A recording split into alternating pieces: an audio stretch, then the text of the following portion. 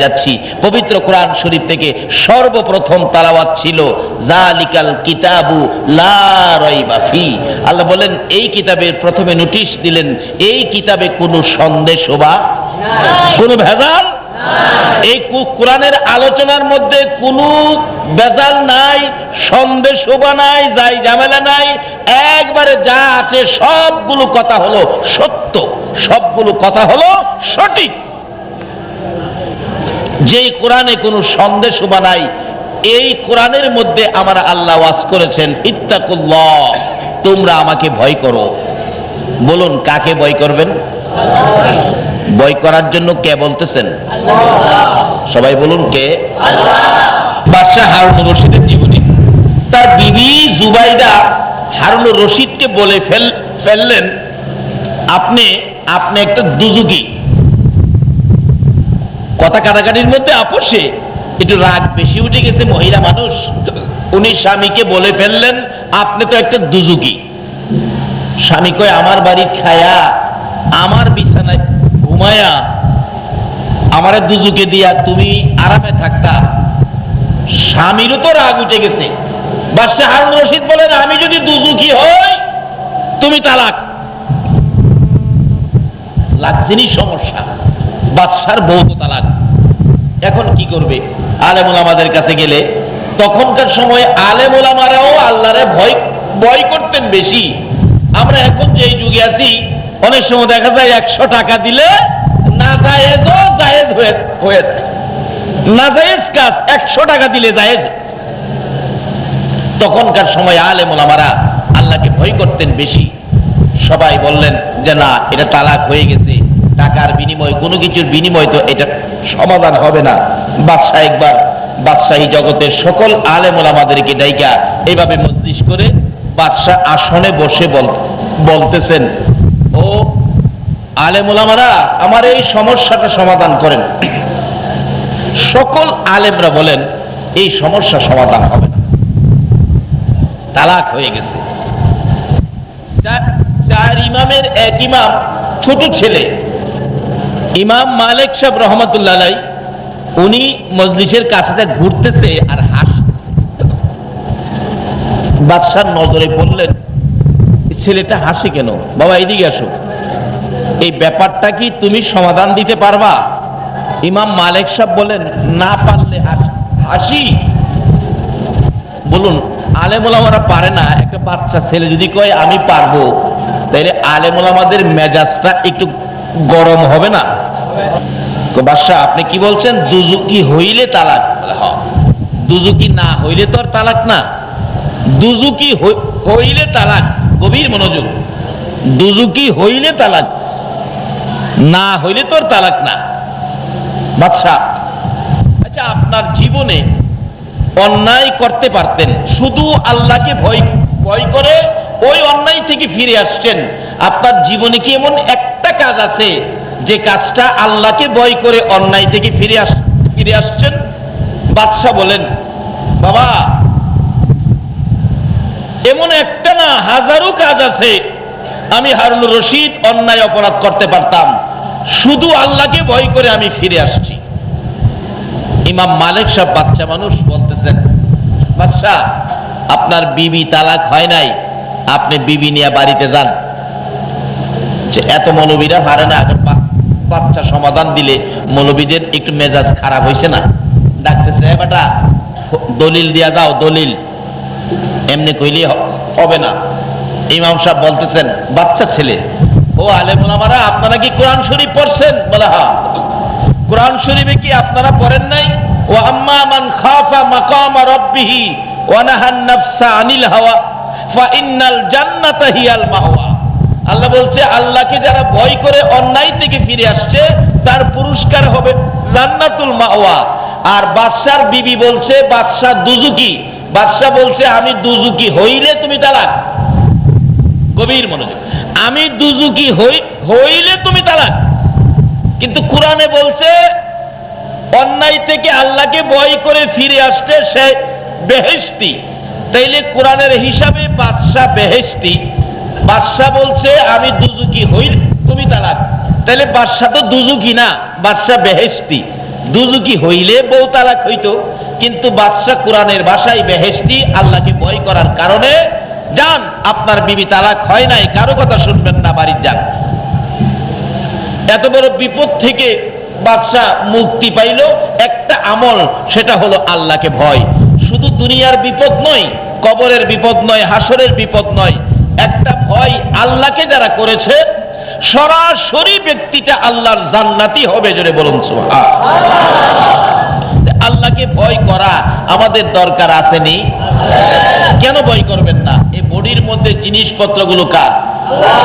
বাস্তবে আসুন, আমরা যখন মায়ের পেটে ছিলাম, মায়ের পেটে আমাদেরকে লালন পালনের দায়িত্ব কে নিছে? নাকি দাদা, দাদি, চাচা, চাচি? এই পেটের ভিতরে তাদের কারো কোনো ক্ষমতা? কে লালন পালন দায়িত্ব নিয়েছে? দুনিয়াতে আসার পরে দুনিয়ার কোন জিনিস আমাদের পক্ষে খাওয়া সম্ভব হবে না। এই জন্য মার স্তনে স্পেশাল খাবারের ব্যবস্থা কে করেছে? কেমন খাবার? দেখবেন অনেক সময় বাচ্চা পেট খারাপ করে ছোটকালে অসুস্থ হয়, ডাক্তারের কাছে নিয়ে গেলে ডাক্তার দেখবেন আগে জিগায় বাচ্চারে খাওয়ান কি? বাচ্চা বলে খাওয়ান কি বাচ্চারে? বাচ্চার মা বলে লেকটুজেন খাওয়াই, গায়ের দুধ খাওয়াই, ডানু খাওয়াই, এই সেই খাওয়াই। দেখবেন অবশেষে ডাক্তার সাহেব দমক দেয়, না, বাচ্চাকে অন্য কিছু খাওয়াবেন না, মায়ের দুধ খাওয়ান। কারণ বাচ্চার জন্য মায়ের দুধের বিকল্প নাই। আল্লাহ বলেন, আরে বান্দারা, মানে কি কইছে দেখি দিতে,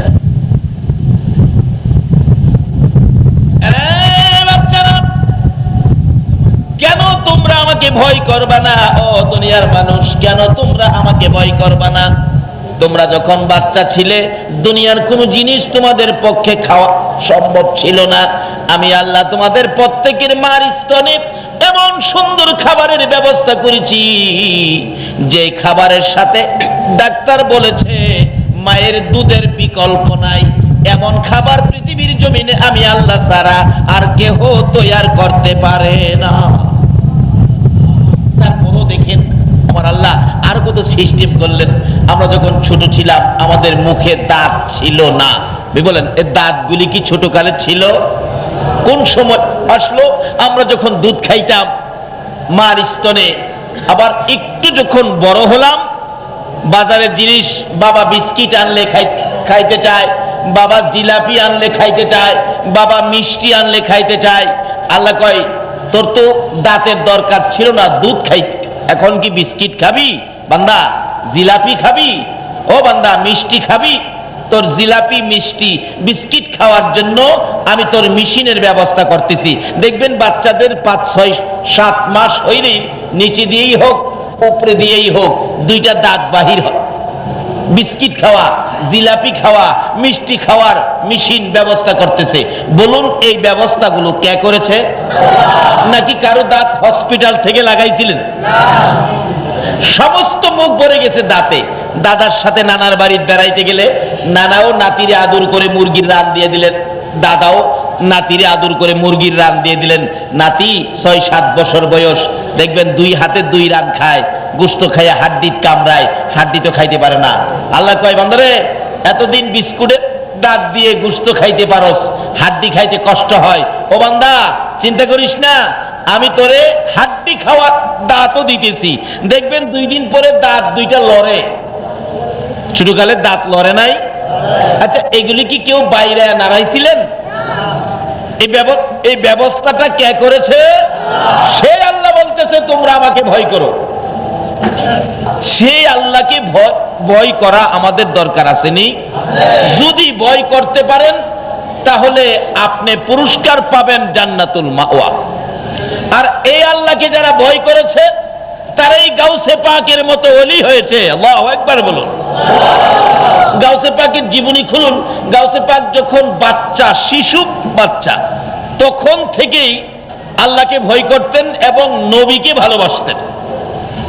আসলে আমাদের কাজ 3টা।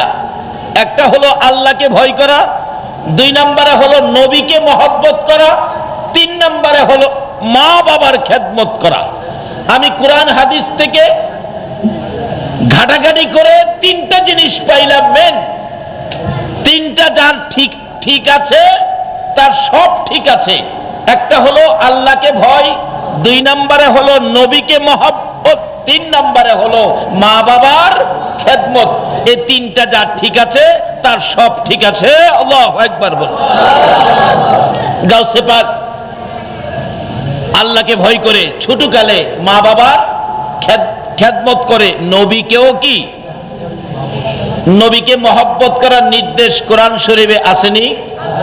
আল্লাহ বলেছেন কুল ইন কুনতুম তুহিব্বুনাল্লাহ ফাত্তাবিউনি ইউহিব্বুকুমুল্লাহ ওয়া ইয়াগফির লাকুম যুনুবাকুম আল্লাহু গফুরুর রহিম।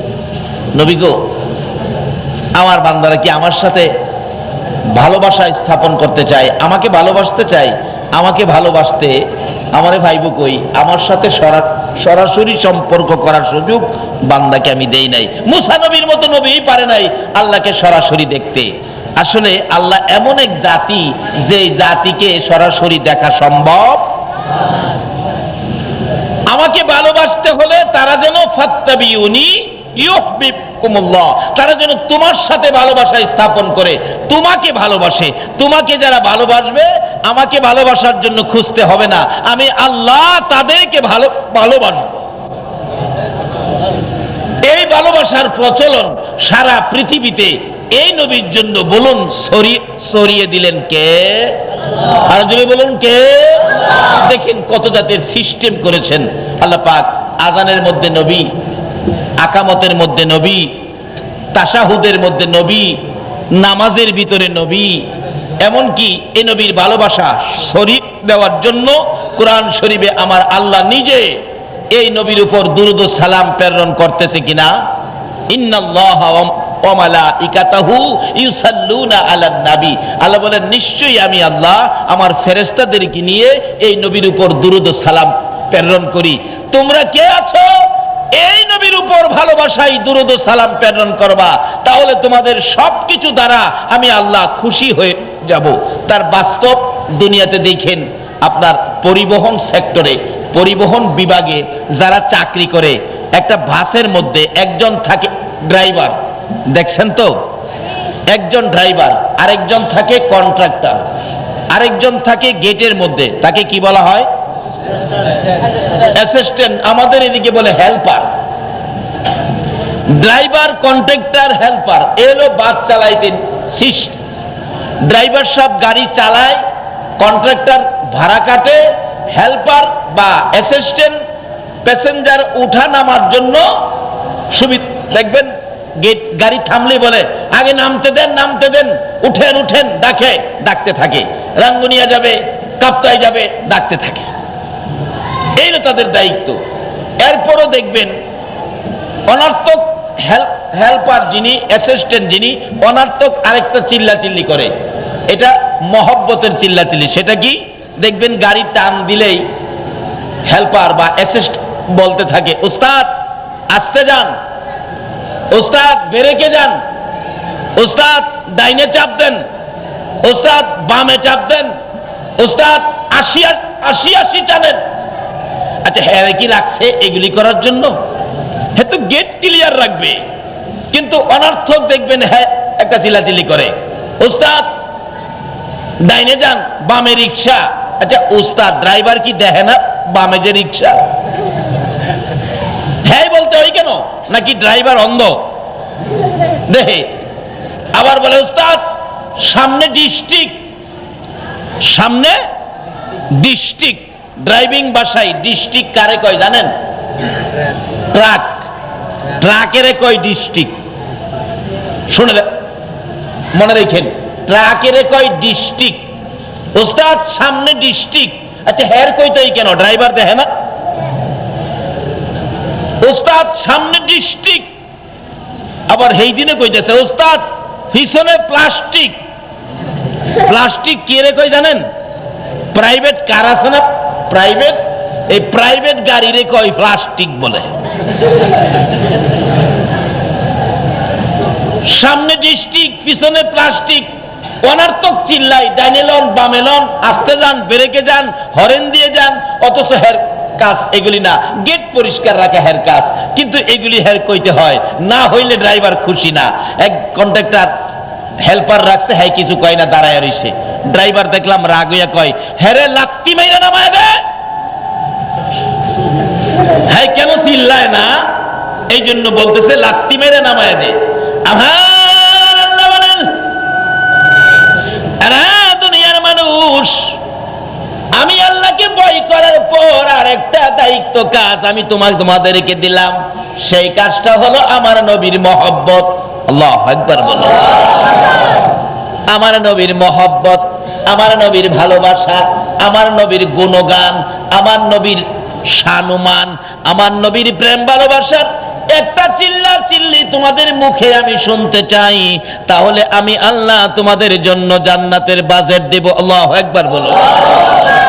দেখবেন প্রথম নম্বরে আমার আল্লাহ নিজেই এই নবীর শানুমান গুণগান প্রকাশ করার জন্য, এই নবীর ভালোবাসা আমাদের কাছে পৌঁছে দেওয়ার জন্য আমার আল্লাহ নিজেই এই নবীর উপর দুরূদ ও সালাম প্রেরণ করে। কোরআন শরীফ অস্বীকার করার ক্ষমতা পৃথিবীর কোনো আলেম ওলামার নাই। তাই কবি বলেন, নবী গো তোমার ভালোবাসায় আল্লাহ পাওয়া যায়, নবী গো তোমার ভালোবাসায় ওলি হওয়া যায়। এ নবীর ভালোবাসা ব্যতীত আল্লাহ পাওয়া সম্ভব না, ওলি হওয়া সম্ভব না।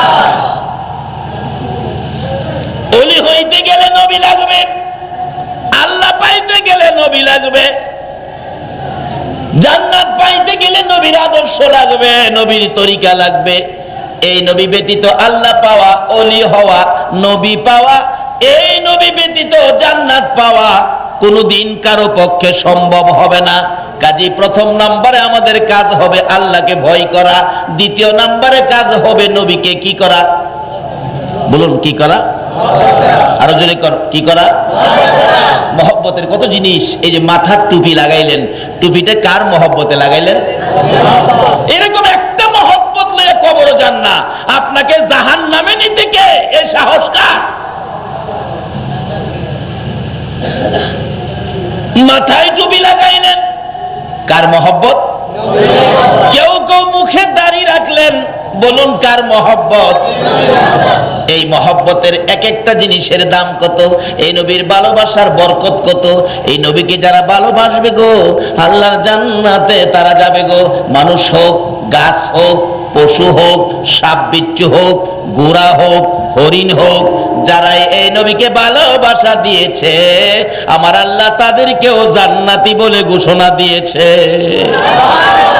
তো হরিণ পর্যন্ত জান্নাতে যাবে, ঘোড়া পর্যন্ত জান্নাতে যাবে, সাপ জান্নাতে যাবে, ভাগ জান্নাতে যাবে।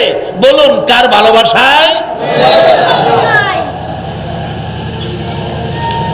আজকে এই নবীর ভালোবাসা যারা আরামের বিছনা হারাম করে চোখের মধ্যে ঘুম না দিয়ে বসে আছেন, এই রাত্রে ঘুমাইতে পারতেন, ঘুমান নাই, তার বিনিময় কি পাবেন? হাদিস শরীফে আসছে, নবীজির একজন সাহাবী ছিলেন, যার নাম আব্দুল্লাহ বিন হুযাইফা। ওনার বিবাহের রাত্র ছিল, আগে তো বিবাহ রাত্রে হতো, রাত্র 12টায় বিবাহের কাজ সম্পূর্ণ হলো, খাবার দাবার সব সামনে হাজির। আচ্ছা বলুন, সবার যে খানা, আর যিনি বর হবেন, যিনি জামাই হবেন, দোলা হবেন, ইনার খাবারের অবস্থানটা কি একরকম হয়? যিনি বর, তার প্লেটটা কি বড়, মুরুখ কি ছোট দেয় না বড় দেয়? কাইটা দেয় না আস্তা দেয়? আস্তা মুরুখ প্লেট 2-3টা দিয়ে সাজায় দিলেন। যিনি বর তার সামনে খানা দানা সব রেডি, খালি হাত দিবে মুরুগে। গভীর রাত্র 12টা পার হয়ে গেছে, এমন সময় নবীজি থেকে একজন একটা চিঠি নিয়ে ওই দোলাখানা বরের সামনে দরজায় দাঁড়ায় ডাকতেছে, আব্দুল্লাহ বিন হুযাইফা, মুরুগে হাত দিস না রে, আবার রাসূল তোর কাছে চিঠি পাঠাইছে। ইনি বড়, ইনি এই মজলিসের দুলা। মুরুগে হাত দিস না ও আব্দুল্লাহ বিন খুযাইফা, মুরুগে হাত দিস না, আমার নবী তোর কাছে চিঠি পাঠাইছে। তাই নাকি? আব্দুল্লাহ বিন খুযাইফা রে বল, এখন নবীর চিঠি হাতে নিবি না মুরুগের মধ্যে হাত লাগাবি? আপনাদের ধারণা কি আব্দুল্লাহ বিন খুযাইফা এখন কোন দিকে যাবে? রাসূলের চিঠির দিকে যাবে না মুরুগের দিকে যাবে? আরে নবীর প্রেমের পাগল যারা প্রেম খেলা খেলে, বলুন নবীর প্রেমের নবীর প্রেমে ওয়াসে করনি দন্ত দেয় ফেলে, নবীর প্রেমে ওয়াসে করনি দন্ত দেয় ফেলে, নবীর প্রেমের পাগল যারা প্রেম খেলা খেলে, হায়রে নবীর প্রেমের হানজালা পাগল ছিল নবীর প্রেমে জীবন দিল, হানজালা পাগল ছিল নবীর প্রেমে জীবন দিল, গোসল করাইল তারে ফেরেশতার দলে, গোসল করাইল তারে ফেরেশতার দলে, নবীর প্রেমের পাগল যারা প্রেম খেলা খেলে, হায়রে নবীর প্রেমের পাগল যারা প্রেম খেলা খেলে। নবীর আশিক পাগলেরা যারা বসে আছো আরামের বিছনা হারাম করে দিয়েছো, নবীর ভালোবাসায় যারা রাত্র দিতেছো, তোমাদের পুরস্কারের বাজেট কি দেখো। এবার হযরতে আমার নবীর আদরের সাহাবী আব্দুল্লাহ বিন খুযাইফা মুরুগের দিকে হাত দিল না, বসার থেকে উঠে দাঁড়িয়ে ডাকতেছেন, তুমি কে গো? আমার নবীর হাতের চিঠি আমার জন্য নিয়ে আসছো, দাও দাও চিঠিটা দাও।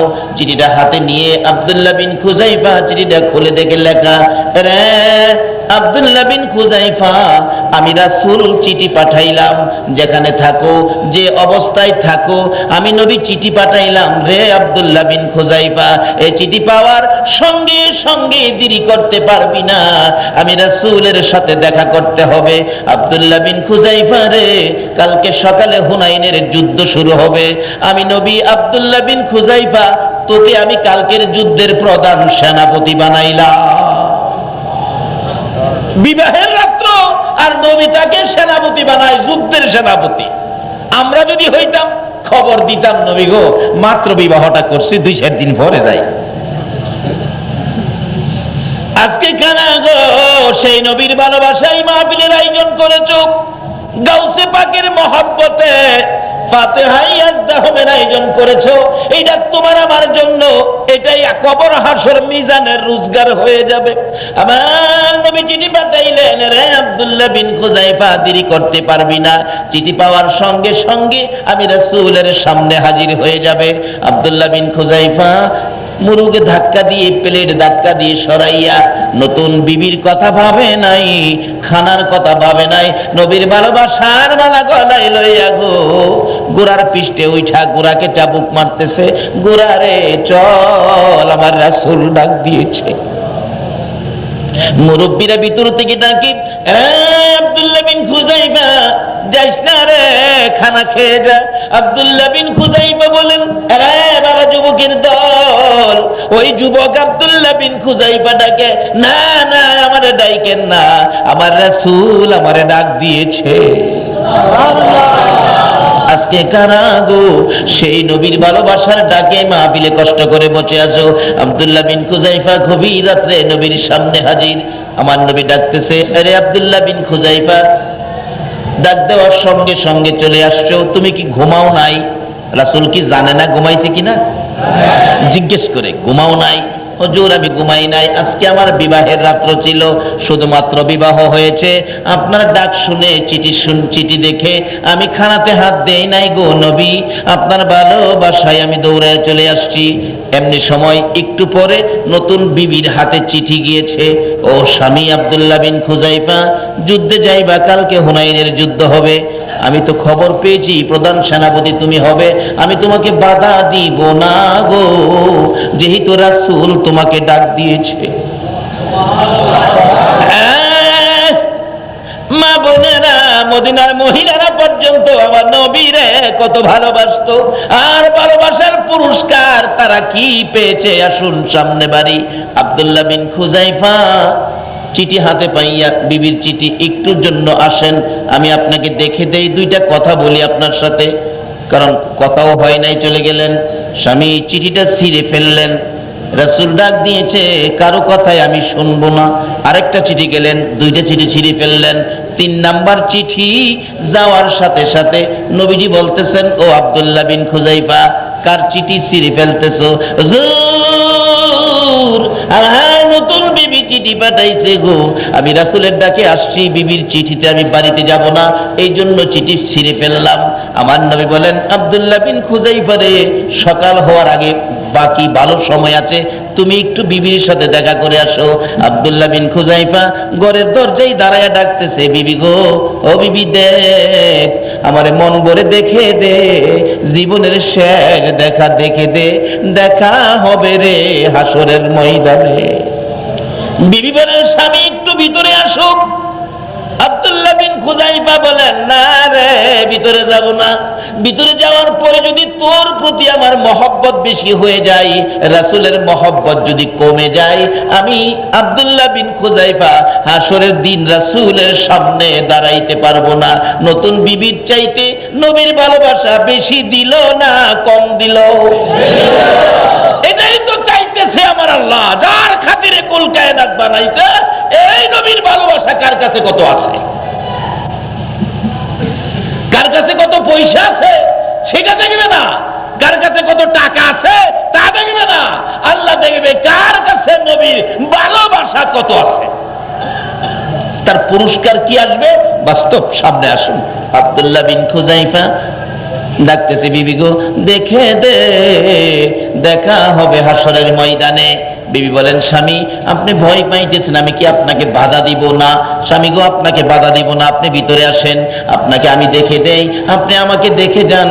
আপনি যদি ওই ময়দানে শহীদ হয়ে যান, আমি শহীদের বিবি হইয়া হাসরের ময়দানে যখন আপনার সামনে দাঁড়াইয়া বলবো, আমি আব্দুল্লাহ বিন খুজাইফার শহীদের বিবি, আপনি যাতে আমাকে চিনতে পারেন, আমি যাতে আপনাকে চিনতে পারি, সেই জন্য আমি আপনাকে ভালো দেখার জন্য ঘরে আসতে বলছি।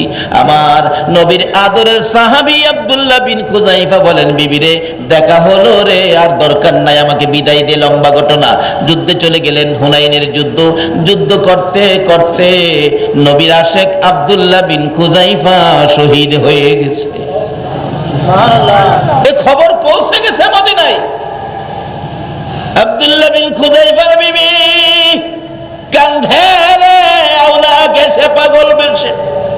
মাবুদ গো, জীবনে দেখাও ভালোভাবে হয় না, দুইটা কথাও বলতে পারলাম না, আমি তো স্বামী হারা হয়ে গেলাম। আমার আল্লাহ ডাকে, আব্দুল্লাহ বিন খুজাইফার বিবি রে, আমার নবীর ভালোবাসায় আব্দুল্লাহ বিন খুজাইফা জীবন দিয়েছে, তোর বিনিময় আমি আল্লাহ তোকে হাসরের ময়দানে দান করব। আব্দুল্লাহ বিন খুজাইফার বিবি নবীর ভালোবাসায় স্বামী যাওয়ার পরে সবর করলেন, ধৈর্য ধরলেন, বলতেছেন, আমার স্বামীর লাশটাকে আমি জীবনের শেষ দেখা দেখে আসি। পাগলের মতো যুদ্ধের ময়দানে রওনা হয়ে গেলেন। যাইতে যাইতে একটু সামনে গেলে সাহাবীরা যুদ্ধ শেষ করে আসতেছেন। আব্দুল্লাহ বিন খুজাইফার লাশ নবীর সাহাবীরা কাঁধে করে নিয়ে আসতেছেন। একজনকে পায়ে জিজ্ঞেস করলেন, আপনি কি হুনাইনের যুদ্ধের ময়দান থেকে আসছেন? আমার স্বামী আব্দুল্লাহ বিন খুজাইফা নাকি শহীদ হয়েছে, এই ব্যাপারে আপনি কি জানেন? মানুষ দেখবেন মৃত্যুর খবর চট করে কয় না। বাবা মারা গেছে, ছেলের কাছে খবর গেছে তোমার বাবা বেশি অসুস্থ, তাড়াতাড়ি বাড়িতে যাও, মৃত্যুর খবর কয় না। আব্দুল্লাহ বিন খুজাইফার বিবি, তোমার স্বামী মারা গেছে, কে বলেছে? তোমার স্বামী পিছনে আসতেছে। আসতেছে তো ঠিক, আইতেছে না, কিন্তু কাঁদে ওইটা, মৃত্যু 4 জনের কাঁদে, তোমার স্বামী তো পিছনে আসতেছে। বলে কি, শুনলাম স্বামী শহীদ, স্বামী পিছনে আসতেছে। আরেকজনকে জিজ্ঞেস করলেন, আমার স্বামী আব্দুল্লাহ বিন খুজাইফার খবর জানোনি? ওই সাহাবী বলেন, মৃত্যুর খবর বলবো না, বলতেছে তোমার স্বামী পিছনে আসতেছে। যার জিগাই সেই বলে পিছনে আসতেছে। আব্দুল্লাহ বিন খুজাইফার বিবি একটা দৌড় মেরে আমার নবীর সামনে যাইয়া চোখের পানি ছেড়ে কান্দে, আল্লাহর বন্ধু গো, আমার স্বামী ওই জমিনের মধ্যে হুনাইনের যুদ্ধের ময়দানে আমার স্বামী শহীদ, আমি খবর পাইলাম, স্বামীর লাশ দেখার জন্য আসলাম। নতুন বিবাহ হয়েছে, ও আল্লাহর রাসূল, যাকে জিগাই সেই বলে আমার স্বামী নাকি আসতেছে, আমার স্বামী নাকি আসতেছে। আল্লাহর নবী গো, আমি আপনার কাছে জানতে চাই আমার স্বামীর খবর কি? আমার নবী কিছুক্ষণ চুপ করে থেকে ভাবতেছেন, সবাই বলে আব্দুল্লাহ বিন খুজাইফা আসতেছে, আমি আর কি বলবো।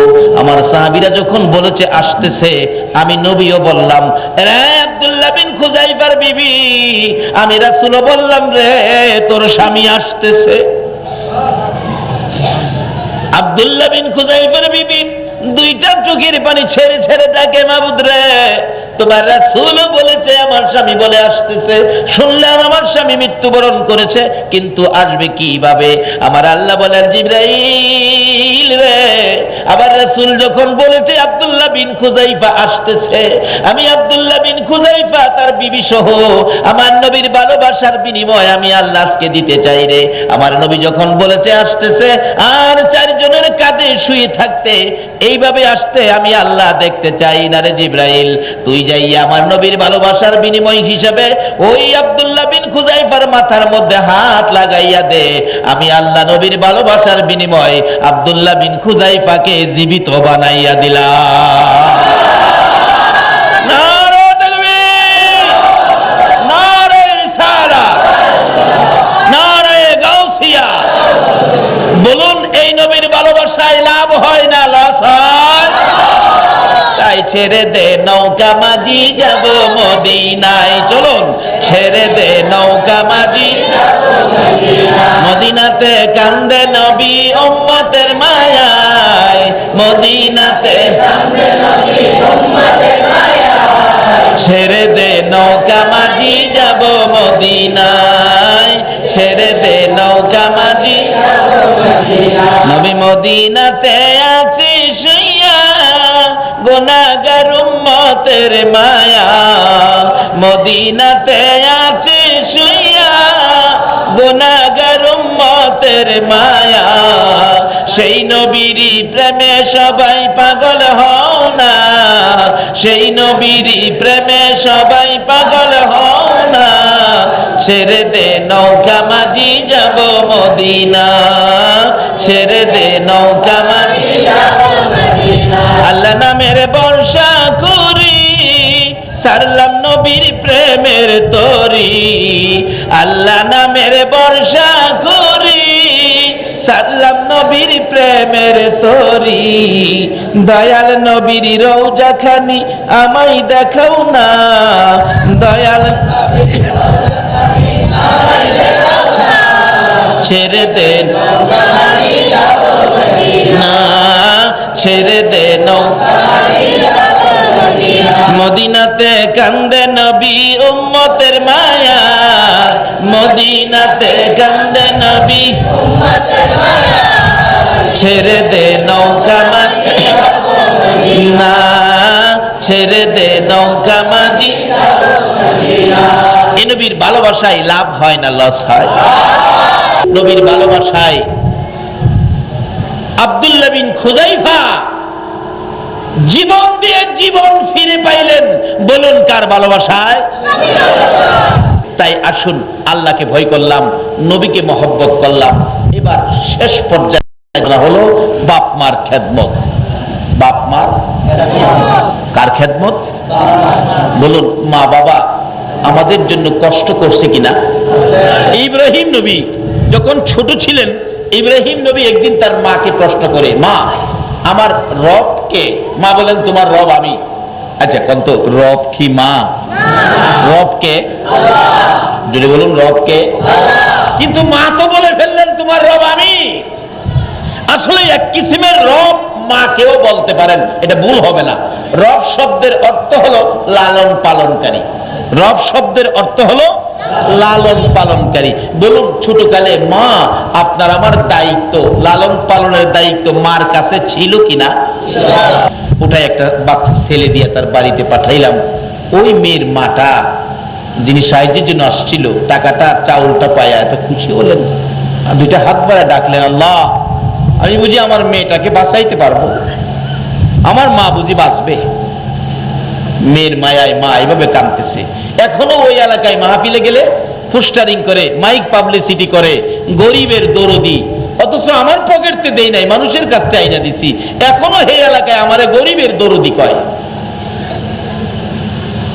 বললাম সকালে হসপিটালে পাঠান, সরকারি হসপিটালে চিকিৎসার জন্য যা কিছু পয়সা দরকার আমি ব্যবস্থা করব, আমি ইমাম সাহেব, কিন্তু চিকিৎসা তো আমি করতে পারি না, ডাক্তারের কাছে পাঠান।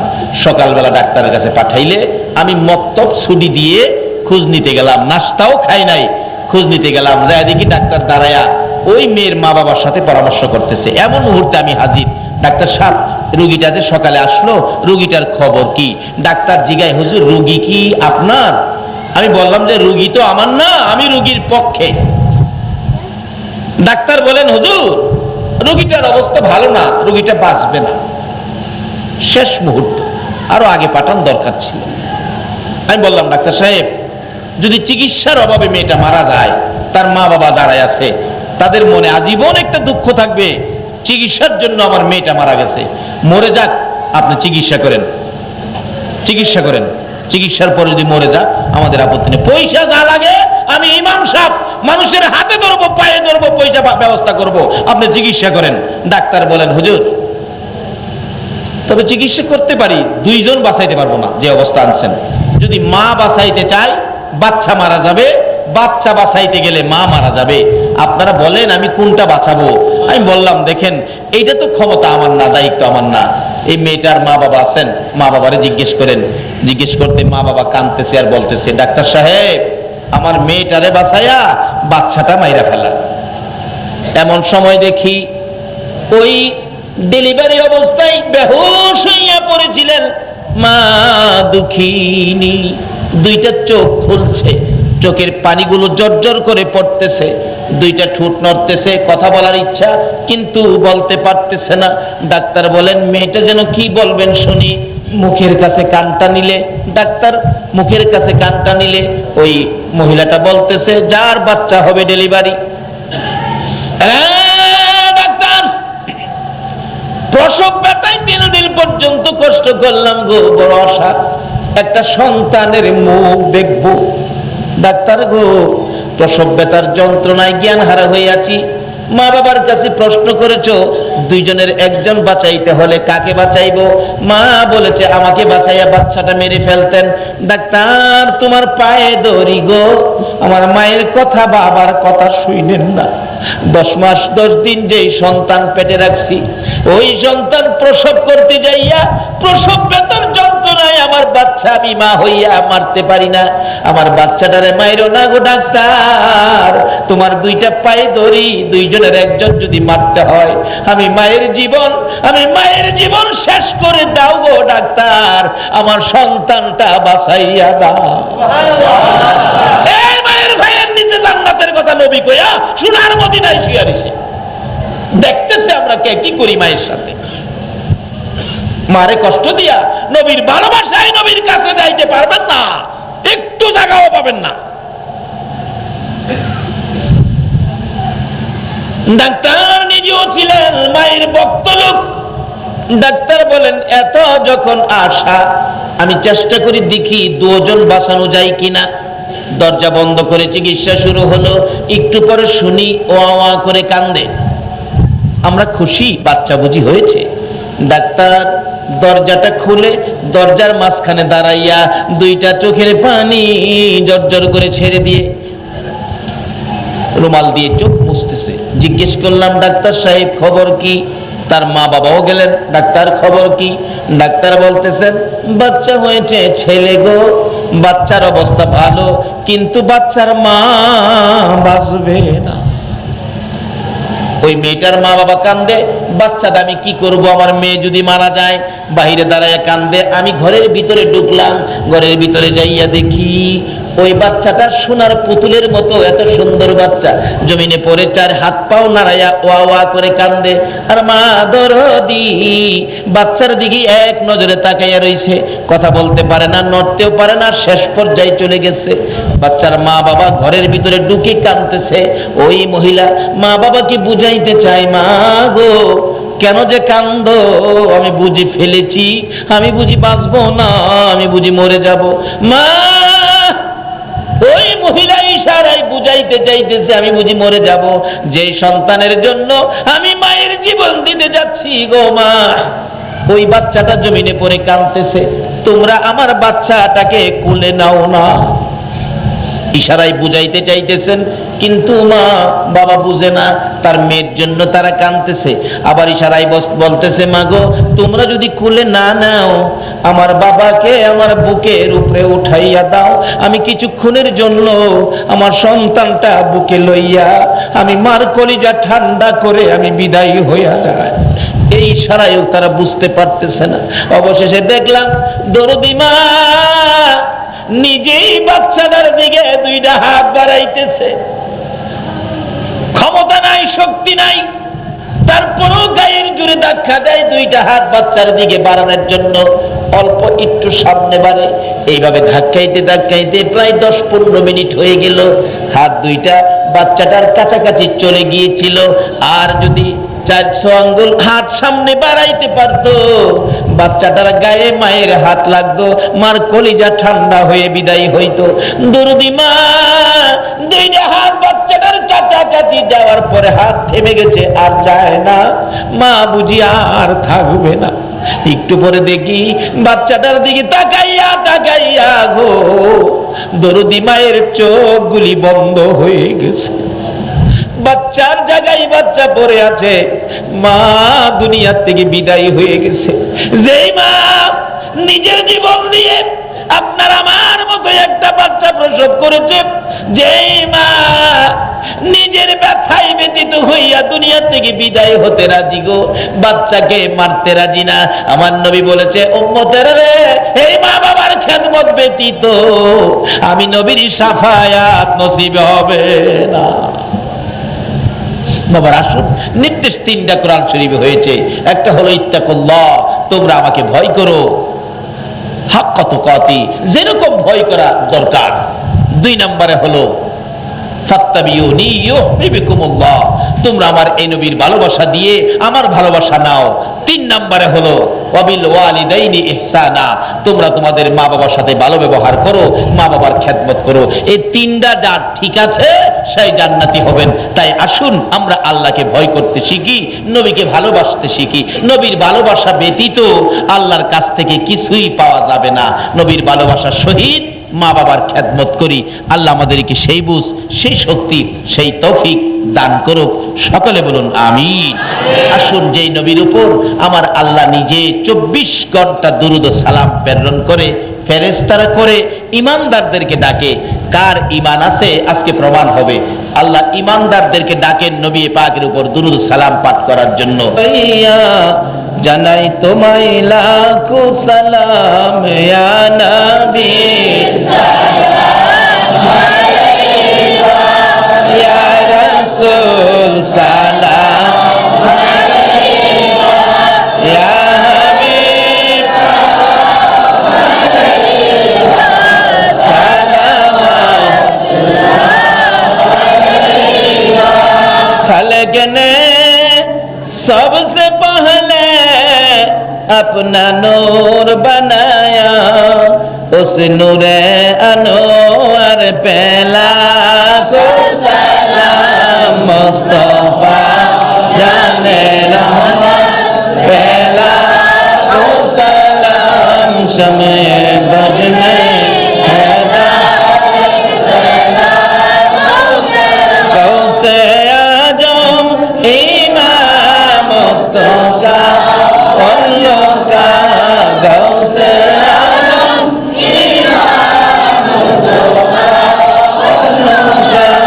जलवाए शाने कुदरत पेला तो सलाम, मुस्तफा जाने रहमत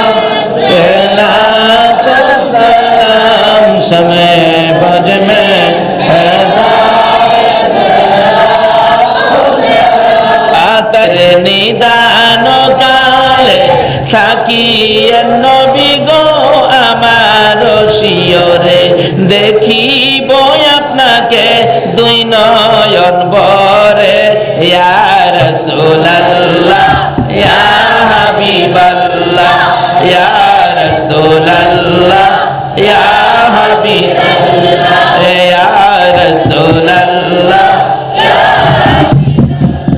বলগল উলা বিকামালিহি কশফত তুজা বিজামালিহি হাসনাত জামিউ খিসালিহি সাল্লাল্লাহু আলাইহি। বাবারা ভাইরা শুন, আজকে যে যুবক ছেলেরা এবং যাদের সহযোগিতায় পবিত্র মিলাদুন নবী সাল্লাল্লাহু আলাইহি সাল্লাম গাউসে পাকের স্মরণে ফাতিহা ইয়াজদাহুম আয়োজন হয়েছে, নবীন সঙ্গের যুবকেরা এই মিলাদের পক্ষে ফাতিহা ইয়াজদাহুমের পক্ষে কষ্ট করেছেন, পরিশ্রম করেছেন। আপনারা যারা মিলাদের পক্ষে ফাতিহা ইয়াজদাহুমের পক্ষে বসে কষ্ট করেছেন, আল্লাহ যেন আপনাদের সকলকে কবুল করে এর বিনিময় দান করেন। সকলে বলুন আমিন। আর এই মাহফিল প্রত্যেক বছর আল্লাহ যেন এই কমিটি দিয়ে উদযাপন করার তৌফিক দেন।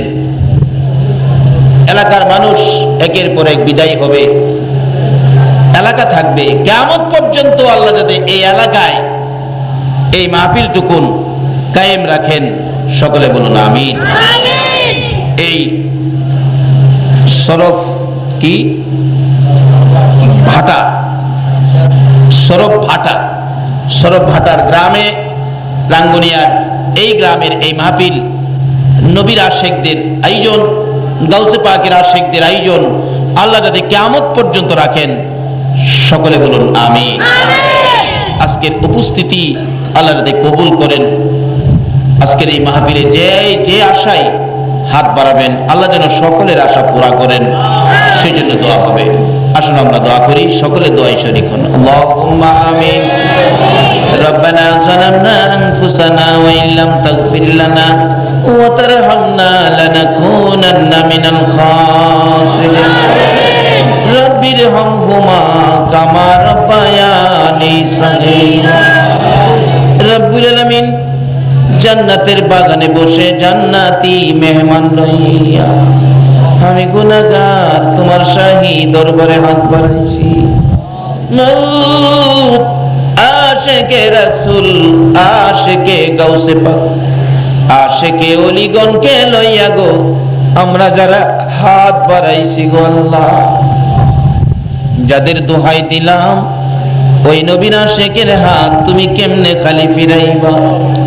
ইয়া আল্লাহ, গাউসে পাকের গোলামদের হাত তুমি কেমনে খালি ফিরাইবা গো আল্লাহ?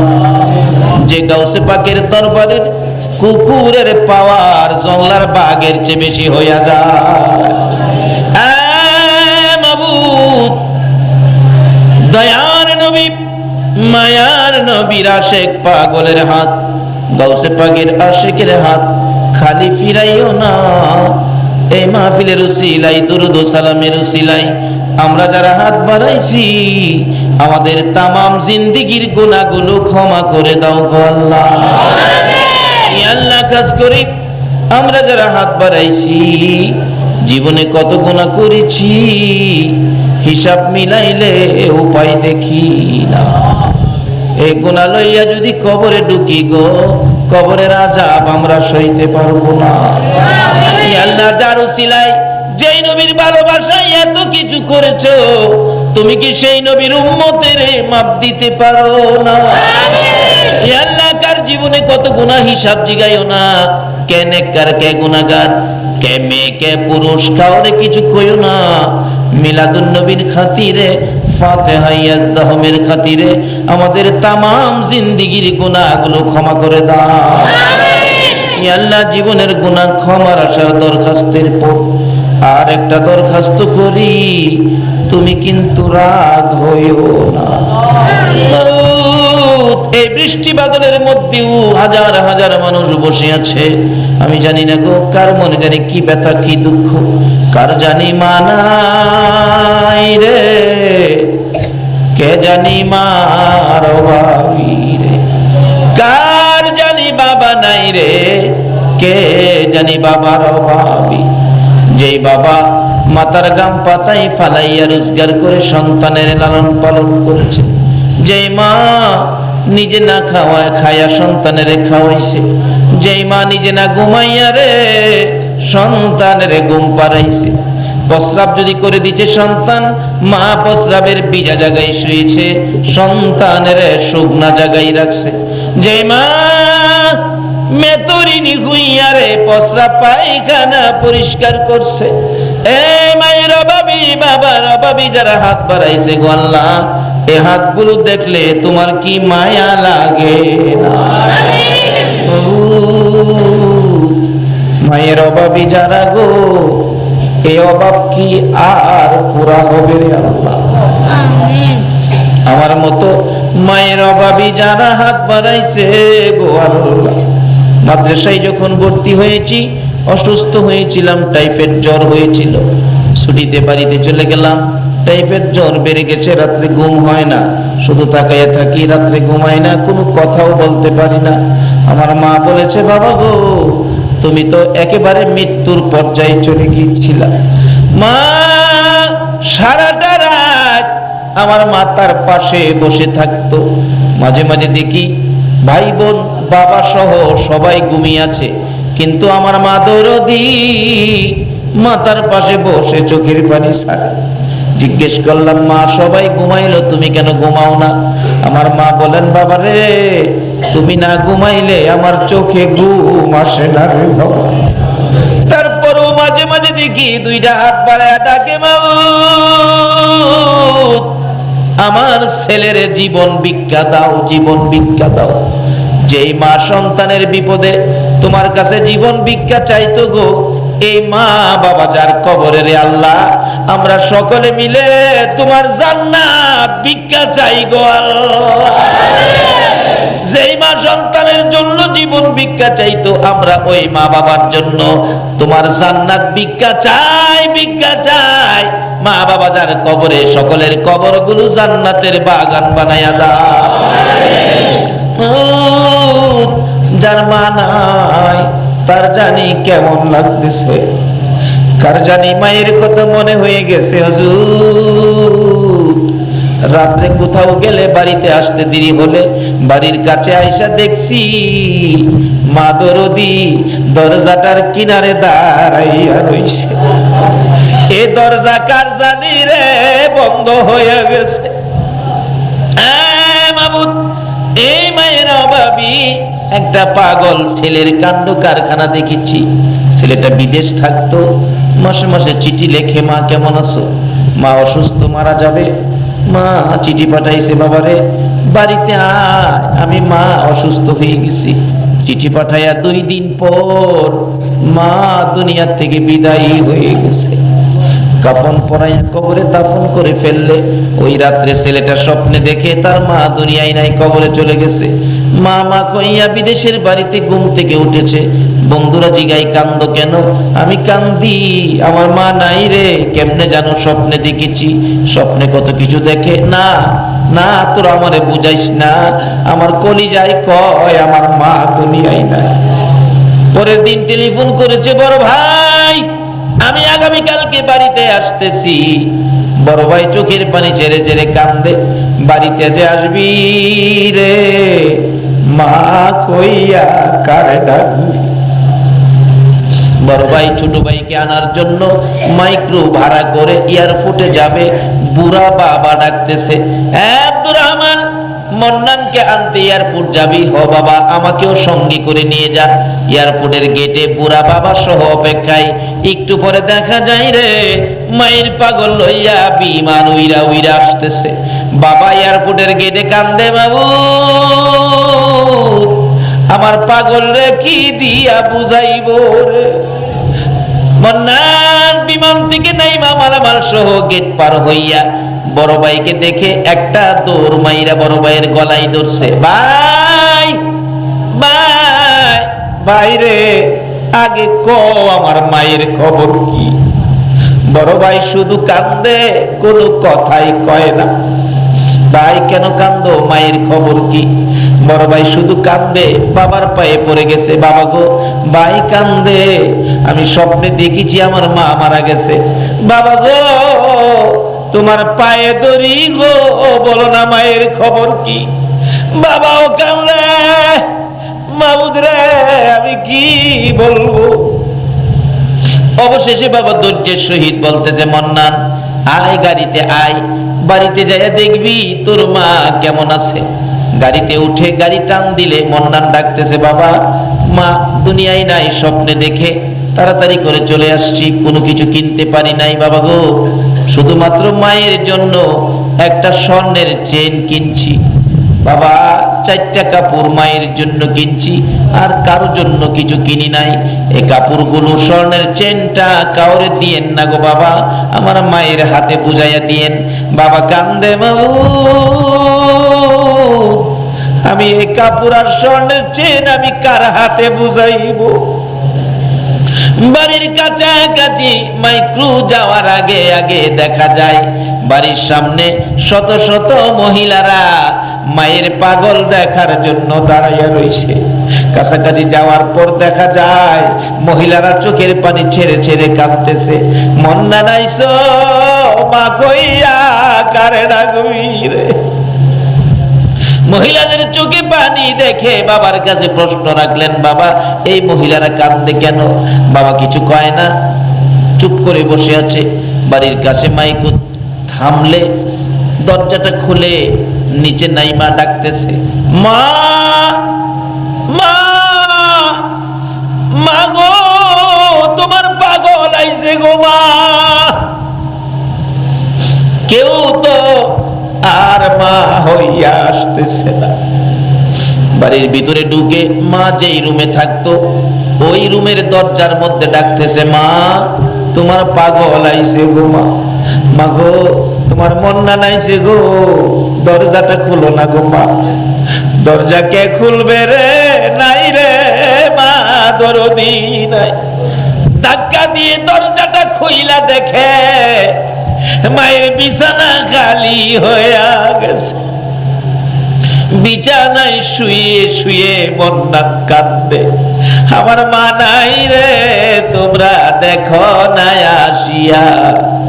এই বিছানা খালি করে মা গেল চলিয়া, তোমরা দেখা যাও রে। কত আদর করে তোমায় কুলে কাখে লয়া। আরে বাবা বলে ডাকতো মায়ে, দুই গালে চুমাইয়া, তোমরা দেখা যাও রে। পায়খানা করিতাম যেদিন বিছানাতে শুইয়া, পরিষ্কার করতো মায়ে মেতরিনী হইয়া, তোমরা দেখা যাও রে। বাবু মামা কইয়া মন্নান কান্দে রে। এই মায়ের অভাব তো আর পুরা হয় না। এই মায়ের অভাবী যারা হাত বাড়াইছে, বাবার অভাবী যারা হাত বাড়াইছে, গো আল্লাহ আর দেরি করো না, এই মুহূর্তে ওই সকল মা বাবার কবর গুলো জান্নাতের বাগান বানাইয়া দাও। আল্লাহ মা বাবা যার দুনিয়াতে আছে হায়াত বাড়াইয়া দাও। মা বাবা কেমন জিনিস বুঝার তৌফিক ছেলে মেয়েদেরকে দান করে দাও। দাদা দাদি, নানা নানি, শ্বশুর শাশুড়ি, আলিয়া আওলাদ, বংশধর্মী মুরব্বী, পাড়া প্রতিবেশী, খানদানবাসী, মহব্বতী, খাস করে এই সরববাটা গ্রামের জমিনের নিচে, এলাকার জমিনের নিচে, রাঙ্গুনিয়ার জমিনের নিচে যত মুমিন মুমিনাত ঘুমিয়ে আছে, সকলের কবর জান্নাতের বাগান বানাইয়া দাও। আল্লাহ খাস করে এই মাহফিলের আয়োজন যারা করেছে, নবীন সঙ্গের যুবকদের, বংশধর মুরব্বী যারা কবরে, যারা উপদেষ্টা মণ্ডলী হয়ে তাদেরকে বুদ্ধি পরামর্শ দিয়েছে, যারা টাকা পয়সা দিয়ে সাহায্য সহযোগিতা করেছে, তাদের বংশধর যারা কবরে, সবাইকে তুমি মাফ করে দাও।